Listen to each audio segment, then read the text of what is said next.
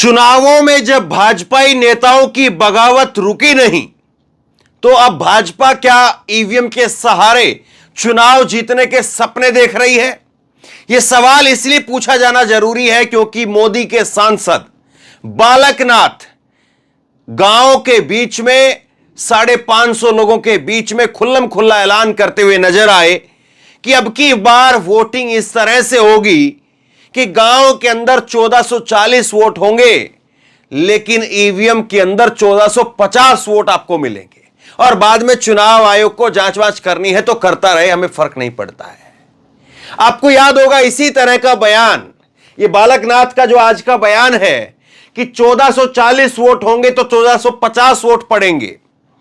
इसी तरह का एक बयान अगस्त में अभी 2-3 महीने पहले सामने आया था, जब भाजपा का ही एक और सांसद तेलंगाना से, जहां पर भी चुनाव हो रहे हैं, और वहां पर तेलंगाना से सांसद कहता है कि बटन कोई भी दबाओ, वोट बीजेपी को ही जाएगा, आएगा तो मोदी। तो क्या अब भाजपा का चुनाव जीतने का फॉर्मूला यह है? ये जो है बाबा बालकनाथ, जिनको अपने आप को जो है यूपी के योगी आदित्यनाथ की तरह से राजस्थान के अंदर देखते हैं, और ये सांसद है नरेंद्र मोदी के, और इनको चुनाव में उतारा है। अब इनका जो बयान है वो तो मैं आपको बाद में सुनाऊंगा, लेकिन पहले जरा ये तस्वीर देख लीजिए। ये तस्वीर आप देख लीजिए, बाबा बालकनाथ की जिंदाबाद के नारे लग रहे हैं, 4 आदमी साथ में नहीं है। आगे कैमरा देखें, पीछे देखें, मैंने आपको कुछ रोज पहले एक वीडियो दिखाई थी।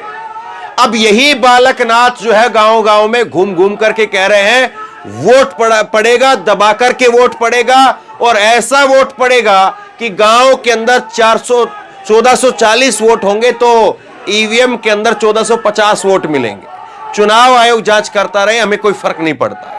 गजब की बात है किस तरह के। और अब इनको नोटिस चला गया है, इनकी सफाई आई है, आगे मैं सफाई दिखाऊंगा पहले, लेकिन ये देखिए क्या कह रहे हैं, जरा इसको देख लीजिए। बीजेपी सांसद बालकनाथ बोले वोट 1440 होंगे और पड़ेंगे 1450, चुनाव आयोग जांच करता रहे, क्या दिक्कत है? अलवर के सांसद है ये, और अब तिजारा से इनको जो है प्रत्याशी बनाया है बालकनाथ, और सोशल मीडिया पर एक वीडियो वायरल हो रहा है जिसमें बालकनाथ कहते हुए सुनाई दे रहे हैं कि वोट 1440 होंगे तो पड़ेंगे 1450, जितने वोट पड़ेंगे उससे ज्यादा की वोटिंग होगी, बाद में चुनाव आयोग जांच करता रहे। हालांकि अब जो है 25 तारीख को अब मतदान होना है, ये आगे इसमें लिखा है, और आगे ये भी लिखा है कि बालकनाथ कह रहे हैं कि इस बार मतदान ऐसा होगा कि गांव में वोट तो 1440 होंगे और पड़ेंगे 1450। सुनिए जरा एक बार।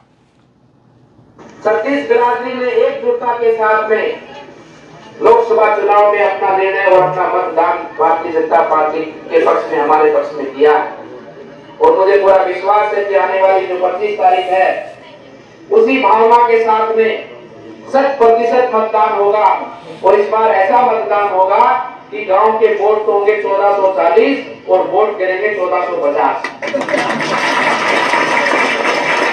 निर्वाचन आयोग वाले देखेंगे वोट तो 1440 1450 के खाते पड़ गया, उसका काम चलेगा, भाई जांच करो, 5 करो, कर लो जांच, नहीं करोगा वोट तो बढ़ गया।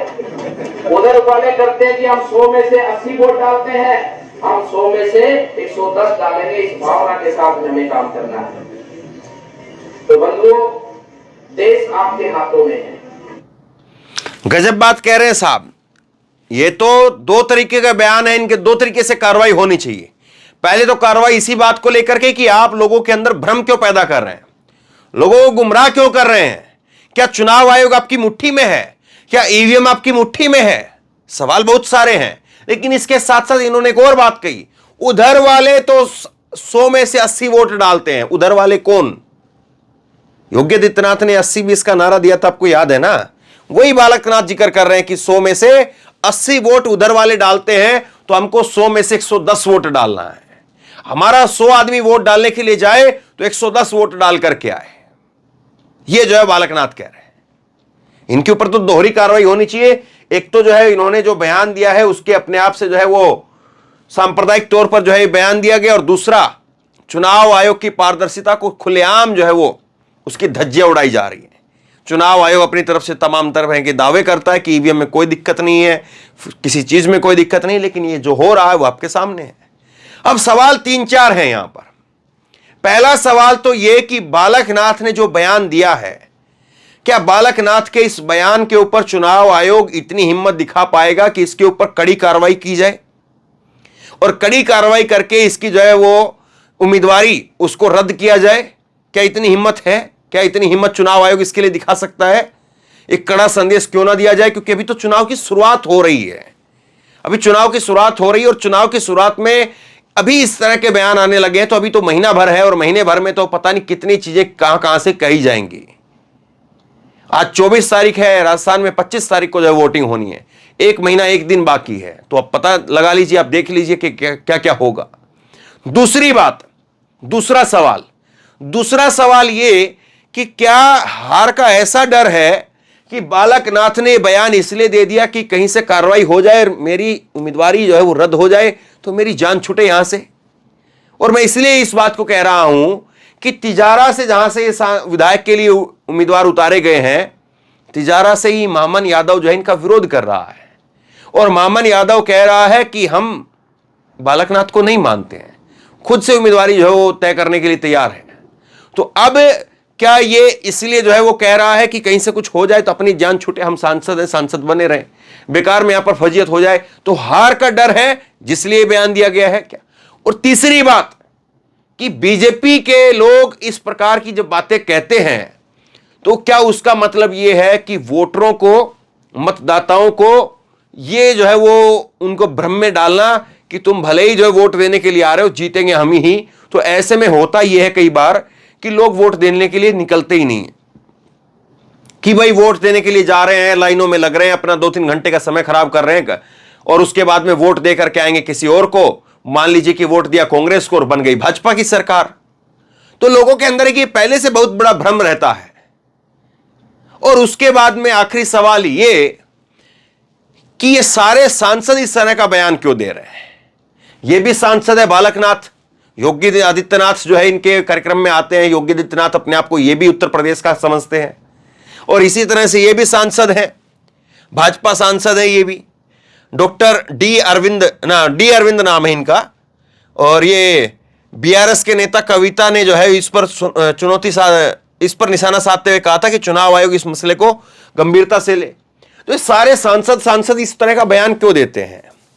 क्या कोई मोदी जी की कोई स्पेशल स्कीम है क्या जो इनको पता है कि किस तरह से होना है?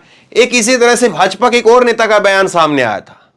उसने कहा था कि सुबह सुबह जाओ और सुबह सुबह जो है फर्जी वोट डाल दो, बाद में असली वोट तो बाद में डालते रहना। तो ये क्या स्कीम है? और दूसरी बात और देखिए, इसमें जब जब इस तरह की चीजें निकल करके सामने आती हैं तो उसके बाद में होता ही है कि जो फर्जी ईवीएम की खबर हो या जो है वो डमी ईवीएम की खबर हो या कहीं पर जो है वो ईवीएम को तोड़ने के लिए प्लास, पेचकस वगैरह जो औजार होते हैं वो उसका बैग हो, किट हो, वो बीजेपी के नेताओं की गाड़ियों में क्यों मिलता है? असम की बात देखिए और कहीं की बात देखिए, बंगाल की देखिए, छत्तीसगढ़ की बात देखिए, कहीं पर भी खबरें ऐसी नहीं आती है कि ईवीएम जो है वो कांग्रेस नेता के घर पर मिली। इक्का दुक्का खबर हो सकती है, लेकिन ज्यादातर जो खबरें आती हैं उसमें बीजेपी के नेताओं की भागीदारी क्यों होती है? जो खबरें कई बार निकल करके सामने आती है कि इधर बटन दबा रहे थे, फला पार्टी का वोट जा रहा था बीजेपी को, तो ये ईवीएम जो है वो बार बार बीजेपी की तरफ क्यों भाग जाती है? भाई इसमें खबर क्यों नहीं आती कि बटन दबाया बीजेपी का, वोट गया सपा को, बटन दबाया बीजेपी का, वोट गया कांग्रेस को, बटन दबाया बीजेपी का, वोट गया टीएमसी को? ऐसी खबर नहीं दिखती है। खबर यही दिखती है कि वोट दबाया कांग्रेस का, वोट चला गया बीजेपी को, वोट दबाया केजरीवाल के लिए और वोट चला गया बीजेपी को। तो ये सारी चीजें अपने आप में बहुत सारे सवाल खड़े करती हैं और चुनाव आयोग को इस पर लेना ही चाहिए। खैर, अब मैं कुछ बयान दिखाता हूं, इसकी सफाई क्या आई है सुनिए जरा। बालकनाथ ने कहा कि आने वाली 25 तारीख को 100% मतदान होगा। इस बार ऐसा मतदान होगा कि गांव के वोट तो होंगे 440 और पड़ेंगे 1450। हालांकि ये शायद एक 1440 यहां पर है, मिसप्रिंट लगता है।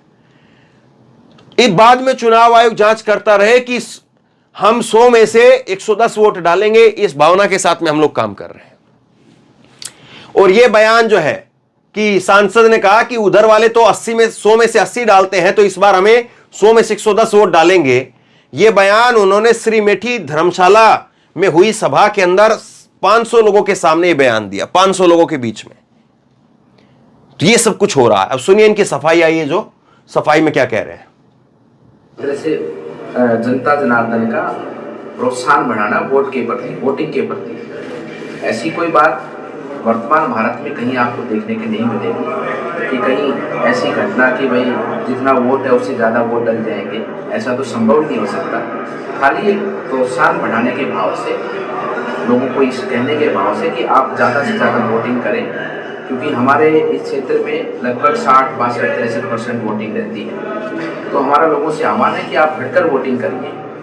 तो खाली ये तो मतलब अंडरस्टूड है चीज़ें एक तरह से कि सबको पता है कि खाली मोटिवेशन के लिए कहा जा रहा है, इसको कोई इस प्रकार से ना ले कि वोटिंग। अब बाबा जी अपनी सफाई दे रहे हैं। बाबा जी कह रहे हैं कि ये तो मैंने मोटिवेशन के लिए कहा था। ये बात तो अंडरस्टूड है कि 100 वोट होंगी तो 110 वोट पड़ ही नहीं सकती हैं। अब बाबा जी को कौन बताए कि आपके नेताओं ने तो पता नहीं क्या क्या कहा है, और आप तो खुद का बयान है, तब आपको क्या इस बात के जो है ज्ञान अंडरस्टूड नहीं था कि ये बयान आप दे रहे हैं, इस बयान के मायने क्या है? तब आपकी अंडरस्टैंडिंग कहाँ चली गई थी? अब आप जो है बड़ा अंडरस्टैंडिंग के ऊपर बात कर रहे हैं। तब आपको अंडरस्टैंडिंग नहीं थी इस बात की? तब आपकी बुद्धि कहां पर थी? तब आपकी बुद्धि काम नहीं कर रही थी क्या? सवाल ये है ना।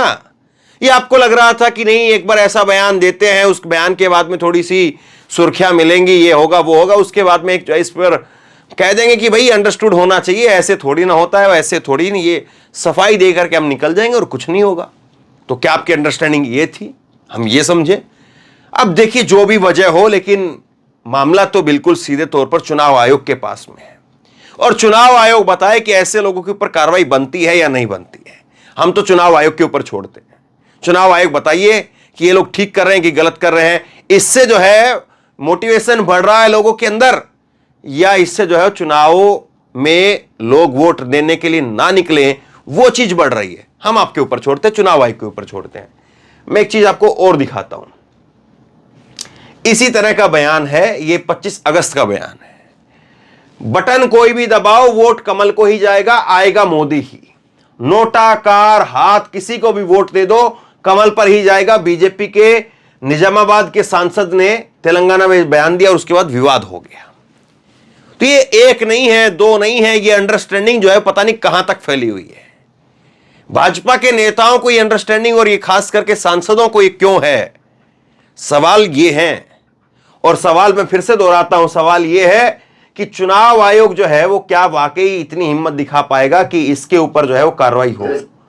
क्योंकि अब जिस तरह से इसके बयान आ रहे हैं, ये जो भी कहे, लेकिन ये तो साफ तौर पर दिख रहा है कि बिल्कुल शांत वहां पर माहौल था। कोई वहां पर किसी प्रकार से जो है वो ऐसा नहीं था कि कोई चुनाव की गहमा गहमी गर्मी में जो है बयान दे दिया हो। कई बार होता है कि चुनाव में गर्म वातावरण होता है और उसके अंदर कुछ बयान दे दिया जाता है। आदमी फ्लो के अंदर जो है वो रैली में बोल रहा होता है, चीजें निकल जाती है। यहां पर तो 500 लोग थे, धर्मशाला के अंदर बोल रहे थे, शांति से बोल रहे थे सांसद महोदय, लेकिन पता नहीं कहां पर जबान लड़खड़ा गई और कहां पर चीजें निकल करके सामने आ गई। अब ये सवाल ये है कि ऐसे लोग, ये तो इनकी वीडियो सामने आई है, 500 लोगों के सामने इस तरह की बात कह रहे हैं, बंद कमरों के अंदर क्या कहते होंगे? बंद कमरों के अंदर के किस तरह से लोगों को कन्विंस करते होंगे? सोचिए जरूर इस बात को। आप बताइए कि इस व्यक्ति के ऊपर, भाजपा के ऐसे नेताओं के ऊपर, या किसी भी पार्टी का कोई भी ऐसा नेता हो, वो क्या ऐसे नेताओं के ऊपर लगाम लगाना जरूरी है या नहीं है? क्या आप बताइए कि इसने जो बयान दिया है उसने चुनाव आयोग की साख पर सवाल उठाया है, नहीं उठाया है? क्या आप बताइए कि चुनाव आयोग वाकई ये हिम्मत दिखा पाएगा कि अभी चुनाव की शुरुआत भी नहीं हुई है?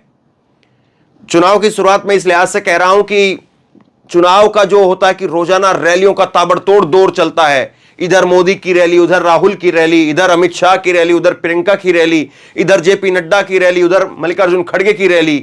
तो जिस तरह से चुनाव चलता है, एक ही दिन जो है वो 6-6, 7-7, 10-10 रैलियां चलती हैं। वो जो चुनाव का दौर होता है वो शुरू भी नहीं हुआ है। जब चुनाव आयोग के सामने एक नहीं बल्कि 50 शिकायतें होंगी कि फला जगह पर फला नेता ने ये बोल दिया, फला प्रधानमंत्री ने ये बोल दिया, फला नेता ने ये कह दिया, फला अध्यक्ष ने ये बात कह दी, फला उम्मीदवार ने ये बात कह दी, फला सांसद ने इस बात को कह दिया। जब चुनाव आयोग के पास में 50 शिकायतें होंगी, तब चुनाव आयोग क्या करेगा? अगर चुनाव आयोग एक शिकायत जो अभी आई है चुनाव की शुरुआत में ही, अगर इस पर कार्रवाई नहीं होती, तो कैसे जो है लोग यकीन करेंगे कि चुनाव की उस पूरे गर्म माहौल के अंदर चुनाव आयोग फिर कैसे पूरे चुनाव को संभालेगा? तो ये पूरे के पूरे सवाल जो हैं वो चुनाव आयोग के ऊपर हैं, और चुनाव आयोग की जिम्मेदारी बनता है कि वो एक्शन लेकर के दिखाए, ताकि लोगों को भी संदेश जाए और जो नेता हैं उनको भी संदेश जाए। आप क्या सोचते हैं? नीचे कमेंट बॉक्स में लिख करके जरूर बताइए। इस वीडियो को खूब शेयर कीजिए और इसी तरह की तमाम खबरों के लिए ऑनलाइन न्यूज इंडिया को सब्सक्राइब कीजिए। साथ में जो बेल आइकन है घंटी उसको जरूर दबाइए, ताकि जैसे ही कोई खबर अपलोड करें उसकी नोटिफिकेशन सीधे सबसे पहले आपको मिल सके। और ये वीडियो अगर फेसबुक पर देख रहे हैं तो फेसबुक पर हमारे पेज को लाइक कीजिए, फॉलो कीजिए और इस खबर को शेयर कीजिए। धन्यवाद।